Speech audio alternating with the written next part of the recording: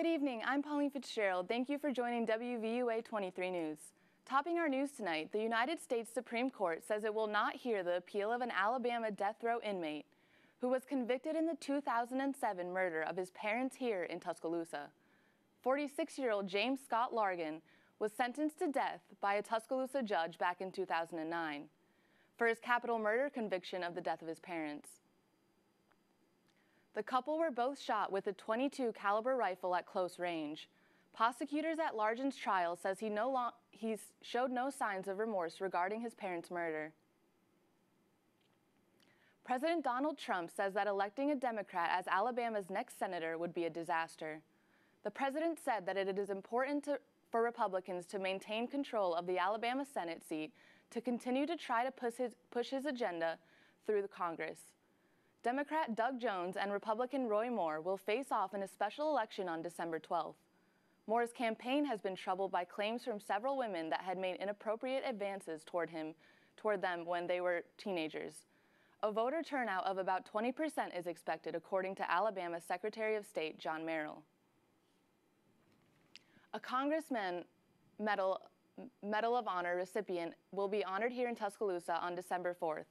Retired Army Captain Mike Rose earned his Medal for Heroism as a combat medic during a dangerous and secret mission in Laos in 1970. Rose, who was 22 at the time, saved the lives of 60 wounded personnel during 4 days of intensive fighting. Rose received the Medal of Honor from President Donald Trump at a White House ceremony on October 23rd. Rose will be honored at a luncheon at the Tuscaloosa River Market on Jock Warner Parkway. Alabama officials say the state's unemployment rate is at a historic low. The state's preliminary seasonally adjusted October unemployment is 3.6 1 year ago. The state's jobless rate was 6.1.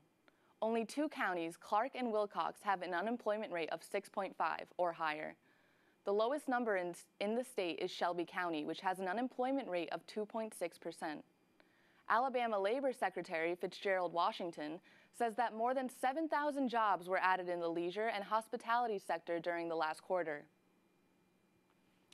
Finally, as the regular season ended, some Southeastern Conference schools are starting to make some coaching changes. Arkansas fired Coach Brett Bielema. Ole Miss has decided to keep interim coach Matt Luke as their permanent head coach. And Texas A&M fired Kevin Sumlin, and Florida has hired Mississippi State coach Dan Mullen to take over their program. Meanwhile, Clemson is the new #1 team in the latest poll, followed by Oklahoma, Wisconsin, and Auburn. Alabama slips to #5 after their Iron Bowl loss on Saturday. So, what do you say? Let's move on to basketball. That's the news for now. I'm Pauline Fitzgerald. Thanks for watching and have a great night.